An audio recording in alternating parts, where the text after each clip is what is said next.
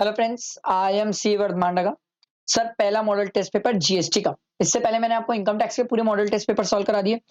ध्यान देना, बहुत हेल्पफुल है, बड़ा मजेदार है सर। ठीक है, केस सिनेरियो और एमसीक्यू करेंगे, मजा आएगा। तरीका वही है, फिर से एक बार रिपीट कर देता हूँ। सबसे पहले नीचे आके क्वेश्चन पढ़ा करो। क्वेश्चन पढ़ने से एक दिमाग में क्रिस्टल क्लियरिटी होती है कि हमें पूछता क्या है। उससे क्या होता है, जब हम केस सिनेरियो में आंसर ढूंढते हैं ना, तो हमारा क्वालिटी ऑफ सर्च बहुत अच्छा होता है। तो इसीलिए पहले आके क्वेश्चन पढ़ा करो। तो क्वेश्चन क्या बोल रहा है sir? Time limit to issue invoice for the supply of smartphone. Time limit पूछ रहा है। In relation to plant and machine purchase by the company, select the correct alternative. वो तो ऊपर पढ़ के ही पता चलेगा, प्लांट एंड मशीन से रिलेटेड है। डीमर्ज एंटिटी को क्या ट्रीट किया जाएगा जीएसटी लॉ में? मतलब डीमर्ज वाली कहानी भी हुई है ऊपर। Period of retention of the books of accounts related to period prior to the demerge under GST law is. ये तो हम ऊपर ना भी पढ़े तो भी हमें पता है सर।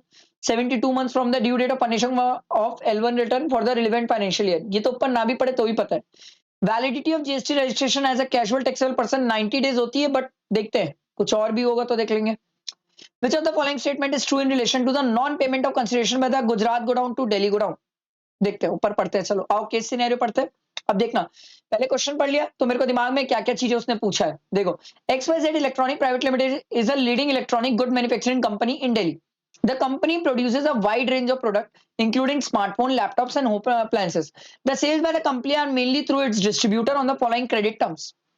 ठीक है, for laptop 15 days, smartphone 90 days, and other home appliances 45 days. During the year the company purchased. Okay, पहला क्वेश्चन हमसे यही था सर कि इनवॉइस कब तक इशू कर देना चाहिए स्मार्टफोन के केस में। तो सर टाइम लिमिट क्या होगी इनवॉइस इशू करने की? Very simple, on or before the date of removal हमें क्या इनवॉइस इशू कर देना चाहिए। यस, भले क्रेडिट पीरियड कितना भी दिया जाए, बट हमें तो सर इनवॉइस इशू कर देना चाहिए on or before the date of removal of smartphone, क्योंकि गुड्स रिमूव हो सकते हैं। आई बात समझ? आगे बढ़ते हैं। During the year, the company purchased a plant machine worth 1 crore exclusive of GST. The rate of GST for the plant and machine is 18%. Input tax rate on such plant and machine is not blocked under any provision. Nice.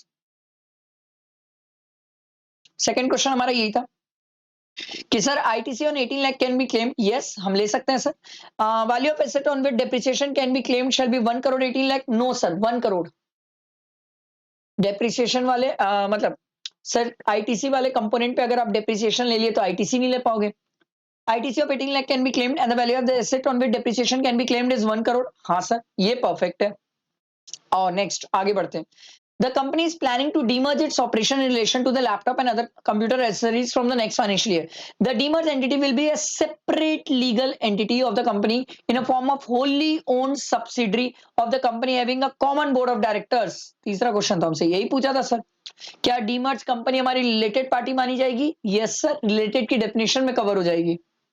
Next, इसीलिए पहले question पढ़ने का फायदा देखो आगे। The company also participate in domestic and international level trade fairs to showcase its product and sale through those events. The Electronic Association of Rajasthan is organizing a trade fair in Jaipur. The company is keen to participate in the same. To ensure the GST compliance, the company want to obtain the GST registration as a casual taxable person in the state of Rajasthan. The company obtained the GST registration as a casual taxable person in the state of Rajasthan for a validity of period of 90 days. Sorry, 45 days. Sir हम पढ़ क्या है, 90 days तो maximum है sir. जितने period का licence मिला या 90 डेज, दोनों में विचएवर इज लोअर, तो सर यहाँ पर लोअर कितना है? 45। इसीलिए मैंने आपको बोला था इस क्वेश्चन के लिए आप रुक जाओ कि वैलिडिटी कितनी है। तो वैलिडिटी सर हमारी कितनी आ जाएगी? 45 डेज। समझ आया? नेक्स्ट आगे बढ़ते हैं। The company transfer the goods from one godown to another godown in Delhi to another godown in Gujarat where the company has registered place of business. ठीक है, दिल्ली से गुजरात भेजे। ठीक, the value of the goods transferred is 5 crore. Rate of GST applicable is 18%. Tax invoice was issued and GST was deposited by the company. However, the consideration was not paid by the Gujarat officer. Sir, schedule 1 picture में आया और schedule 1 ये बोलता है sir कि कुछ ऐसे transaction है जिनमें कंसिडरेशन ना भी हो तो भी वो वैलिड है, और उसमें सर आ जाता था रिलेटेड और डिस्टिंक्ट पर्सन। तो रिलेटेड और डिस्टिंक्ट पर्सन के केस में सर अगर कंसिडरेशन ना भी हो तो भी सेक्शन 16 बोलता था कि हमें कोई दिक्कत नहीं है सर। 180 डेज की कंडीशन के कुछ एक्सेप्शन है। एक्सेप्शन में एक एक्सेप्शन वो था जो शेड्यूल 1 के ट्रांजैक्शंस थे, तो वो कवर हो गया सर। तो आपसे तो यही पूछ रहे हैं ना, कहाँ गया?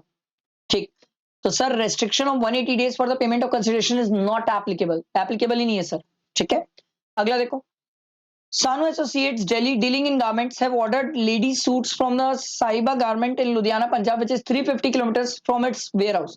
E-way is generated by Saiba Garments and the order is coming by a normal cargo. ठीक है, नॉर्मल कार्गो है तो एक दिन में 200 किलोमीटर चल सकता है, तो 200 किलोमीटर मतलब कितने दिन हो गए? 2 दिन हो गए सर, सिंपल। अगला, PU Limited has its registered office under the Companies Act 2013 in the state of Maharashtra, from where it ordinary carries on its business of taxable goods. It also has a warehouse in the state of Telangana for storing said goods. What is the place of supply? Place of business. Sir place of supply chapter में हम पढ़ के आए हैं sir, क्या godown ware house को भी place of business माना जाता है? यस, तो बोथ हो जाएगा सर। समझ आया? बैठा दिमाग में? Simple, clear? I hope clear हुआ होगा। और यहाँ पर अगर किसी को डाउट है तो 350 डिवाइड बाय 200 किया था मैंने, ठीक है। ये पहले मॉडल टेस्ट पेपर का केस सिनेरियो एमसीक्यू कवर हुआ जीएसटी का। इसके बाद नेक्स्ट वीडियो में सेकंड मॉडल टेस्ट पेपर का रहेगा, ठीक है। चलो, थैंक यू।